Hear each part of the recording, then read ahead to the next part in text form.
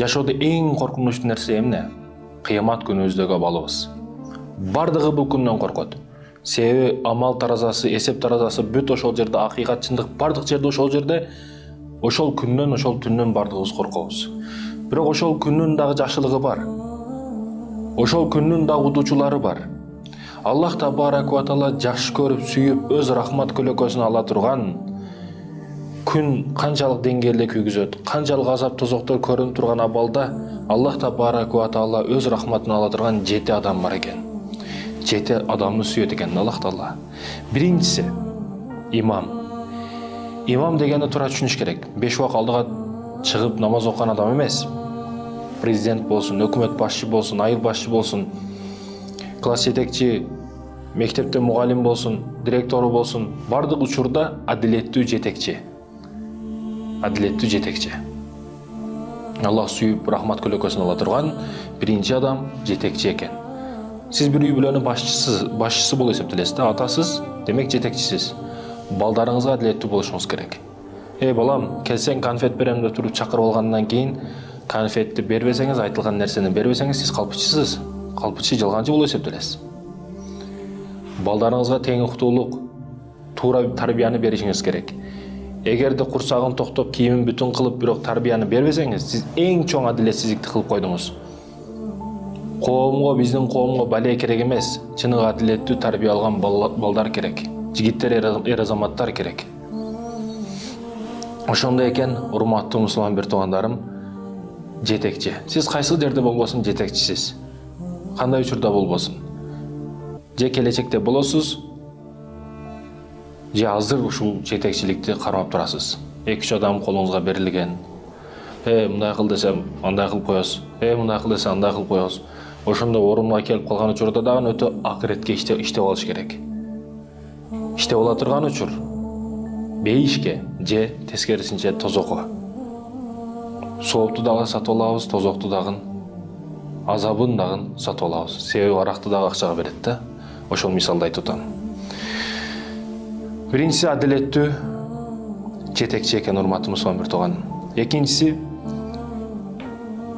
биз азыр ушул чоң аксакалдар менен сүйлөшүп калган учурда, биз эми союз учурда тарбия бербеди, союз учурда ислам тарбиясын албай калдык. Суу иштиретиде орозо кармагандарга келиме айттырбайт эле, айтор Кудай жок деп үйрөтөт эле. Бүгүнчү СССР тараганага канча жыл болуп кетти? Сиз дагы эле ойгон элексизби? Же дагы эле СССРдин ичинде жашап атасызбы дегим келет да. Акыйкат динди түшүндүңүз, билдиңиз. Азыр интернетке эле ислам десеңиз бардык түшүнүктөр берилген. Китептер канчалык устаздардын акыйкат китептери чыккан. Түшүнүп билип эле турасыз да. Жөн эле моюнга алгыңыз келбейт. Жөн эле жалкоолук ээлеп алган да сизде. Экинчиси, имандуу жаштыгынан, иман тарбиясын алып, жаштыгынан ушул иманга, мечитке байланып, жаштыгынан Куранга байланып, тырнагы кат элек, сөөгү кат элек, ушул жаштыгынан иман жолунда намаз окуп, иман жолунда чоңойгон эр азамат болгон, иман жолунда иманга, исламга кызмат кылган, жаштыгынан динге байланган жигит. Ооба, кадамыбыздан кабырыбыз жакын болуп, аксакал болуп калган учурубузда эми коркосун да киши, эртең өлөм го деп туруп баары даярдык көрөт да ал адам. Жаш бала, ал өмүрүм бар го, көп жашайм го деп калаган ишин кылыш дагы мүмкүн. Бирок ошол учурдан Кудайдан коркуп, акылына келип, туура иштерди кылыш, бул чоң эркти талап кылат да. Чоң эркти талап кылат.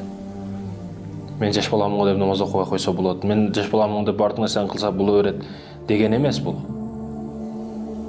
Ошол жаштыгынан Кудай буйруган буйруктарды аткарган жаш бала. Экинчиси жаш бала экен. Жаштыгынан имандуу болгон.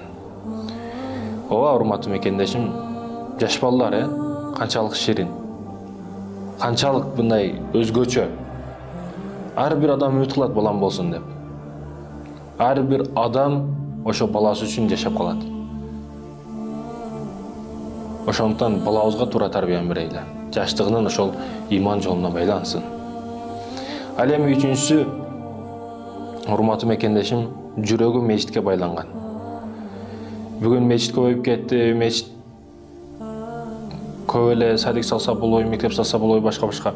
Мечит салгандар садикте салып атат, мектепте салып атат, бардыгын кылып атат. Сиз эмне кылып атасыз? Жөн эле сын тагып бекерчи болуп отурасыз да. Өзүңүздүн колуңуздан келбеген иштерди бүт бардыгын колунан иш келип, бардык ийгиликтерди багындырып аткан адамдарга комментарий жазып, ичиңиздеги нерселерди ошол буу аркылуу ошентип чыгарып атасыз. Бул өзүңүздүн нөлдүгүңүздү реклама кылышыңыз да бул. Ал сиздин жакшылыгыңыздан, красавчик экениңизден далил эмес. Бул сиздин өтө төмөн даражада түшүп кеткениңиздин далили. Кээде урматтуу мекендешим байкасак, мектеп тарбия бере албаган, ошо мектептен хулиган болуп, мектептен ууру болуп, мектептен бандит болуп чыгып кетет. А келип мечиттен тарбия алат да ал адам. 3 күнгө дабатка чыгат, 40 күнгө дабатка чыгат. Ошентип мечит тарбия кылып койгон болот да ал адамды. Мектептагы, садиктагы, университеттагы тарбия бере албаган адамды мечит келип түздөп эң чыган адам кылып чыгарып коет. Шагы сынган ал. Жаштыгынан мектептен шагы сынган адам болбойм деп чыккан, болду мен өлгөнүм ушул деп чыккан, бирок мечитке келип, мечитте эң чыган адам болуп кеткен, тарбияны зорун мечиттен алып калган да. Мечит эң күчтүү тарбияны берет. Руханият, жан дүйнө, англис тил, орус тил, ошол тилдерди үйрөтө турган, география, геометрияны үйрөтө турган, бардык илимди камтыган китеп ошол мечитте Куран.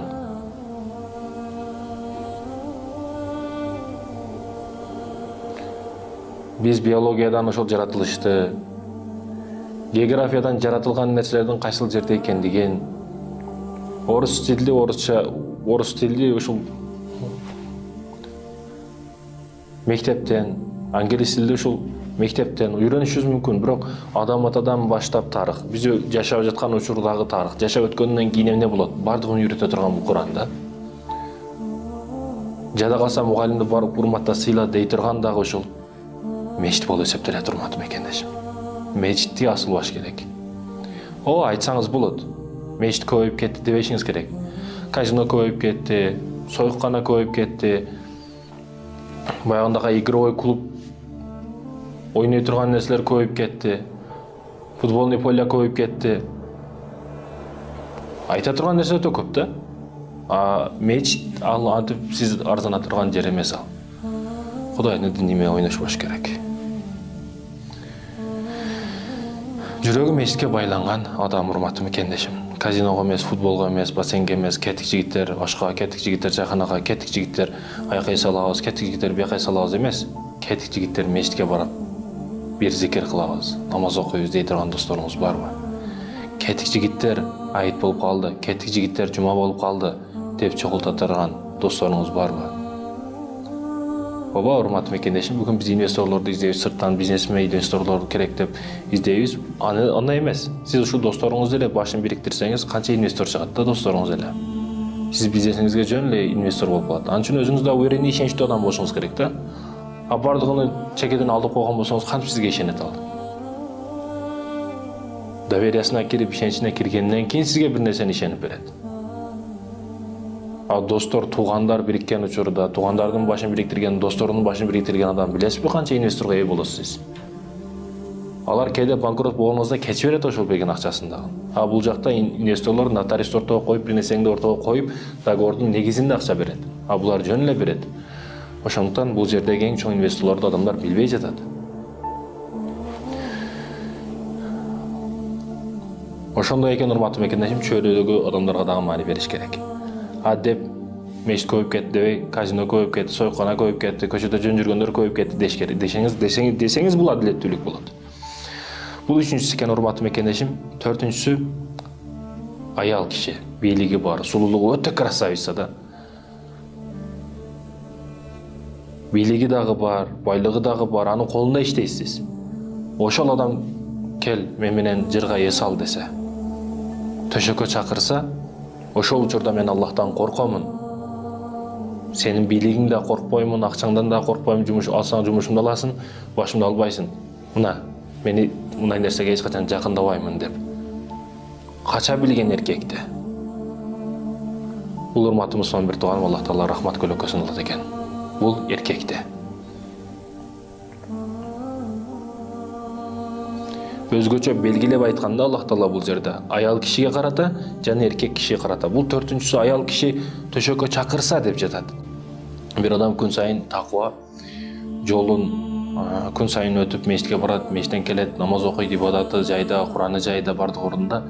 Айылдаштары, башкалары бардыгы суктанат, ага карайт. Бир бузук аял бар экен да. Ошо аял ушуну дагы көрөмүн. Ушу эркекти дагы ызгырам деп ниет кылат экен. Ниет кылып күндөрдөн бир күн ал таква жигит кетип атса, кел үйүмдө жардам берип кой, мына кармашып кой, көтөрүшүп кой деген шылтоо менен үйүнө алып кирет экен. Ал таква жигит не кылсын? Ал түз да момун, байкуш момун да, түз ишенет ошону айткан нерсесине. Жардам берип коеюн деп кирет. Кирсе төшөккө чакырат. Эгер бул ишти кылбасаң азыр зордоду деп кыйкырам, башка кылам, эл алдында шермендеге чыгарам дейт.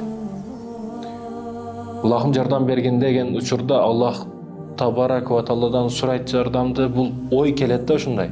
Даратканага кирип чыгайын анда, жүз башымды жууп чыгайын деп кирип, өзү чыгарган заңды, даратканадагы заңды жүзүнө сүртүп, мына эми менен зына кыласыңбы, ойноштук кыласыңбы деп баягы аялга айтат. Ошол учурда тез бул жерден кет деп аял чыгарып берет. Алхамдулилля деп Кудайыма шүгүр дейт да бул. Бул татыктуу аял, сулуу аял, бийлиги күчтүү, бардыгы күчтүү аял сени төшөккө чакырган учурда сен чында эркектик кылып, бул арам иштен токтолсоң, сен чында эркек экенсиң да.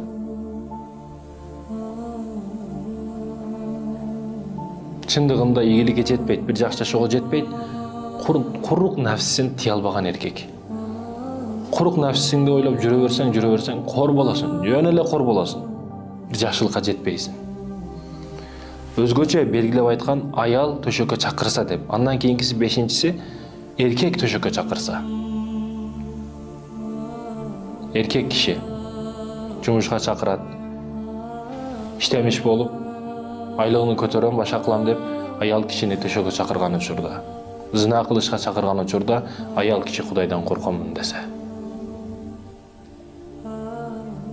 Ооба, урматтуу мекендешим. Бул учурлар эң чоң сыноо келген учурлары да. Бул убактылуу рахат бериши мүмкүн, бирок түбөлүк азапты берип коет да, ишене бериңиз. Ошону ойлогондо сыздап, жүрөгүңүз кайгырып, ар дайым проблема ичинен чыкпастан, ошону айынан канчалаган зыяндар келет башыңызга. Бул бешинчиси экен, урматтуу мекендешим. Ал эми алтынчысы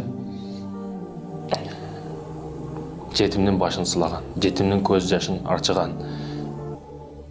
Жетимдин башын сылашы дегени жөн эле сылап коюш эмес, ага жардам берген, акча жактан кийим кечеси, тамак ашы болсун. Үйлөрдүн эң жакшысы жетим каралган үй да негизи. Жетим багылган үй. Бүгүн бизде кыргыздарда өзгөчө белгилеп айтпасак болбойт. Атасы өтүп калды да, мисалы үчүн. Атасы өткөндөн кийин жетим болот. Атасы бар болуп туруп, апасы өтүп калган болсо жетим болбойт. Атасы өткөндөн кийин, жетим болгондон кийин бул байкуш келет, жакындары келет, өзүнүн бир туугандары да болбосо. Ошонун ата жагынан, апасы жагынан бир туугандары келип, ошонун короосунда турган жылкысын өзүнүн огородунан союп бербейт эч качан. Өзүнүн коюн сойбойт. Ошол жетимдин, атасы калтырган жетимдин акысын союп, жылкысын союп, коюн союп, кырктык кылат, маарекесин кылат, башкасын кылат. Келген аксакалдар пакетиге уялбасан топ коюп, пакетиге салып, курсагын дыңкыйтып, тоюп, уялбасан көк бети менен, кара бети менен былтыйып, жеп, башканын пакетке салып чыгып кетишет. Ал жетим байкош көз жашын агызып, жетим карызга дагы кирип кетет да. Ал эч нерсени билбейт, карызга киргизип коет туугандары. Акылсыз, кээде өтө каттуу сөздөр менен айткым келет ошолорду. Аларга жаңы наам ойлоп табыш керек да. Элди алда уят болот, башка болот деп, короосунда турган койлорду союп, элге аш беребиз деп, башка кылабыз деп карзын алып. Бул өтө уят иш.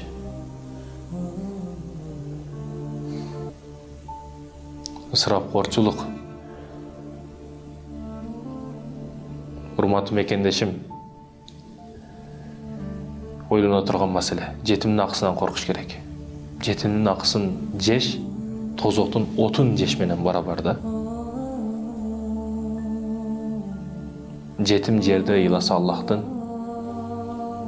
өзүңүздөр билесиздер. Өтө катуу маселе бул. Өтө оор маселе.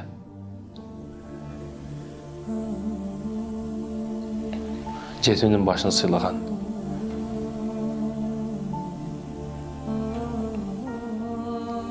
Бул алтын тискен урматтуу мусулман бир тууганым.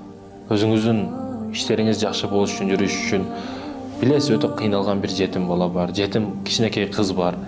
Ошого окуусуна жеп ай сайын 500 сом берип туруш, же 100 сом берип туруш. Ошону үзбөй садака кылып туруш бул өтө оор эмес да.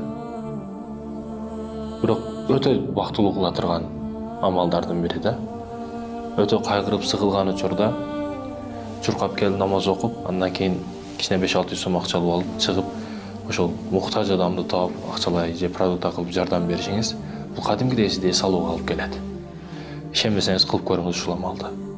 Ал эми жетинчиси урматтуу мекендешим, жалгыз калганда өзүңүздү көрсөтүш. Жалгыз калганда эмне деп жатам бул жерде? Урматтуу мекендешим, жалгыз калганда Аллахты эстеш, зикир кылыш.